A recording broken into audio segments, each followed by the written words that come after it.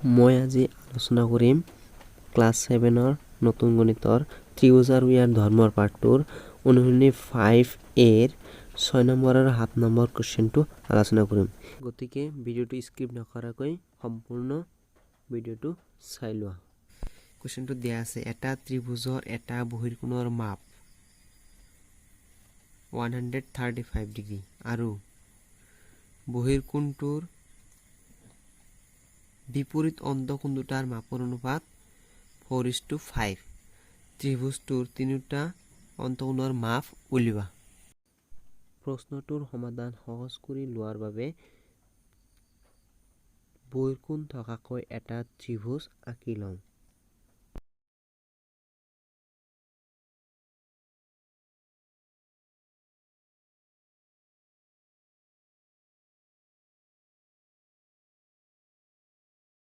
এটা এনেকুৱা যদি এটা ত্ৰিভুজ হয়, ইয়াৰ বহিৰ্কোণৰ মাপ যদি দিয়া আছে 135 ডিগ্ৰী, তেনে ইয়াৰ অন্তঃকোণ দুটাৰ অনুপাত দিয়া আছে। অন্তঃকোণ এটো যদি বহিৰ্কোণ হয়, তেন্তে ইয়াৰ অন্তঃকোণ এই দুটা হ'ব।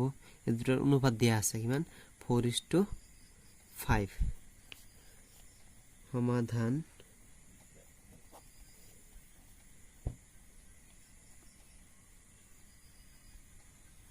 ধৰা হ'ল যেহেতু প্ৰশ্নটোত অন্তঃকোণ দুটাৰ মাপৰ অনুপাত 4:5 দিয়া আছে, গতিকে আমি ধৰি ল'ম যে অন্তঃকোণ দুটাৰ মাপ ক্ৰমে 4x ডিগ্ৰী আৰু 5x ডিগ্ৰী।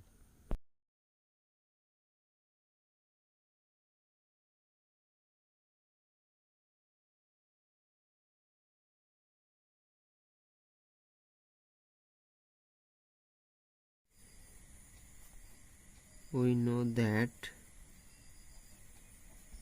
ত্ৰিভুজ এটাৰ বহিৰ্কোণৰ মাপ ইয়াৰ দূৰৱৰ্তী অন্তঃস্থকোণৰ যোগফলৰ সমান, অৰ্থাৎ ত্ৰিভুজ এটাৰ বহিস্থকোণৰ মাপ ইয়াৰ বিপৰীত অন্তঃকোণ দুটাৰ যোগফলৰ সমান।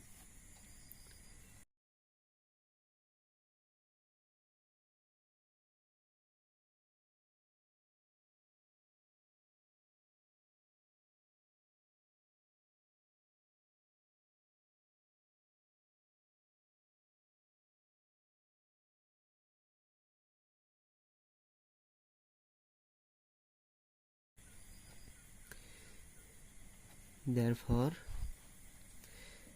in the ত্ৰিভুজৰ বহিৰ্কোণৰ মাপ কিমান আছে 135 ডিগ্ৰী ইকুৱেল টু অন্তঃকোণ দুটাৰ কিমান দিয়া আছে, অন্তঃকোণ দুটাৰ যোগফল। অন্তঃকোণ দিয়া আছিল 4:5 দিয়া আছিল, এটা 4:5 দিছিল, গতিকে অন্তঃকোণ দুটা আমি ধৰি লৈছিলোঁ 4x ডিগ্ৰী আৰু আনটো ধৰিছিলোঁ 5x ডিগ্ৰী।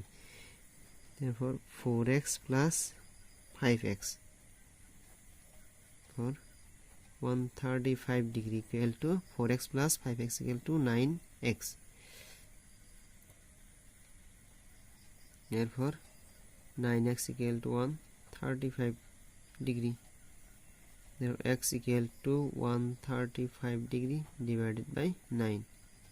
Is the হরণ করো কিমান বার যায় 15 বার।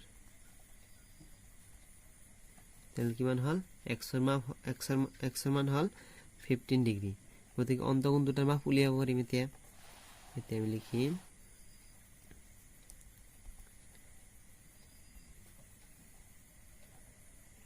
অন্তঃকোণ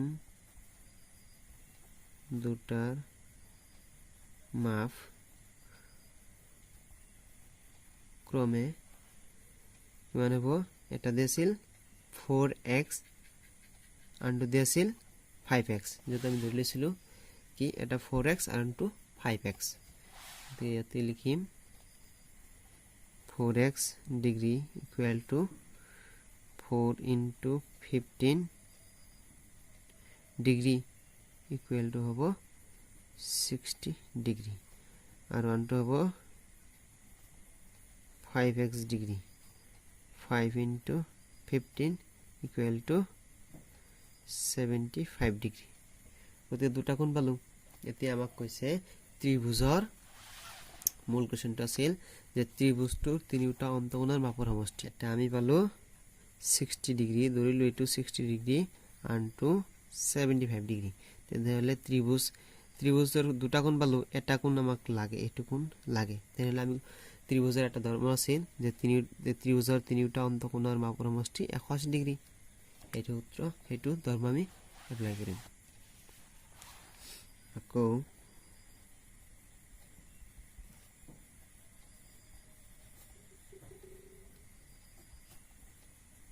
আমি জানো যে ত্ৰিভুজৰ তিনিটা অন্তকোণৰ মাপৰ সমষ্টি 180 degree.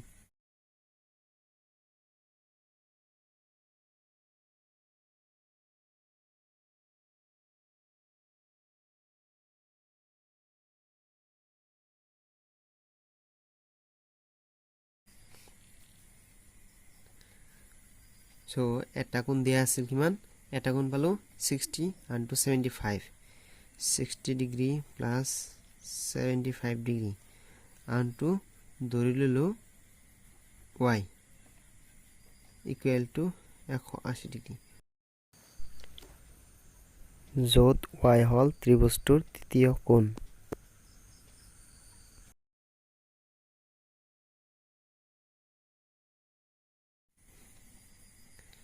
$60 degree plus 75 degree all 135 degree plus y equal to 180 degree. The y আমি রাখি থম, y মানে হবো 180 degree minus 135 degree, তেনেহলে হবো কিমান 45 degree, y মানে হল 45 degree। অর্থাৎ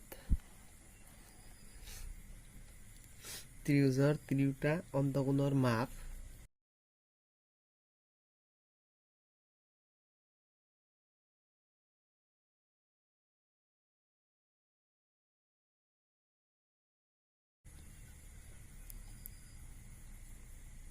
ক্ৰমে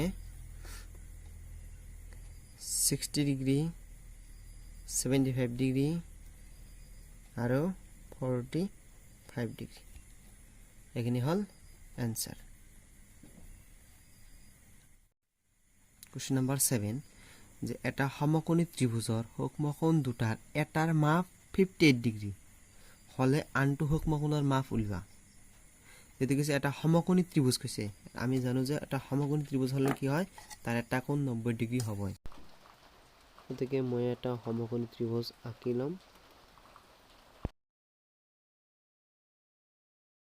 এইটো এটা সমকোণী ত্ৰিভুজ, ইয়াৰ সমকোণী ত্ৰিভুজৰ এটা কোণ সদায় 90 ডিগ্ৰী হবই, আনটো কোণ দিয়া আছে 58 ডিগ্ৰী। কোশ্চেন কৈ দিছে যে এটা সমকোণী ত্ৰিভুজৰ সূক্ষ্মকোণ দুটাৰ এটাৰ মাপ 58 ডিগ্ৰী, 58 হ'ব এইটো, আনটোৰ কোণৰ মাপ উলিওৱা। এইটোৰ মাপ উলিয়াই দিছে, আমি ধৰি লম এইটো x ডিগ্ৰী বুলি। সমাধান ধৰা হল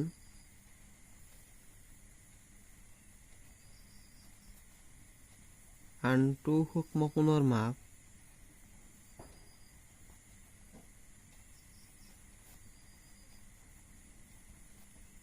সমান x ডিগ্ৰী বুলি ধৰি লইলো। আমি জানো যে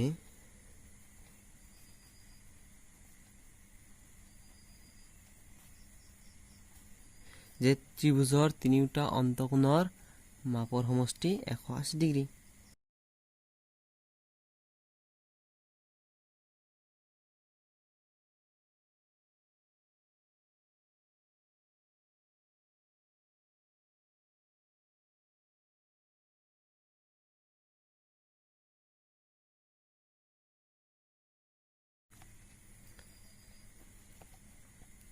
So যে তিনিটা অন্তকোণৰ মাপৰ সমষ্টি 180 ডিগ্ৰী, যে তিনিটা অন্তকোণৰ মান দিয়া আছে, প্ৰথমটো 58 degree plus 90 degree plus x degree, যেটা আমি ধৰি লৈছো ইকুয়াল টু 180।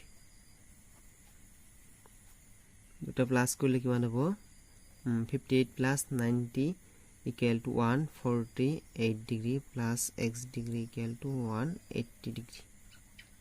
এই ডিগ্ৰী ইয়াতে নালাগে, x দিলে হ'ব। তে x ইকুৱেল টু হ'ব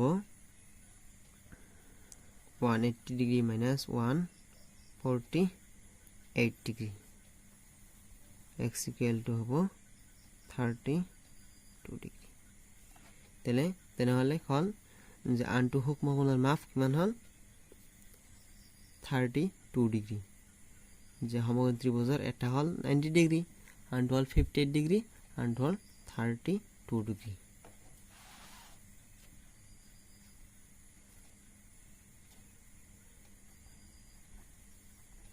নিৰ্ণয় সূক্ষ্ম কোণটোৰ মাপ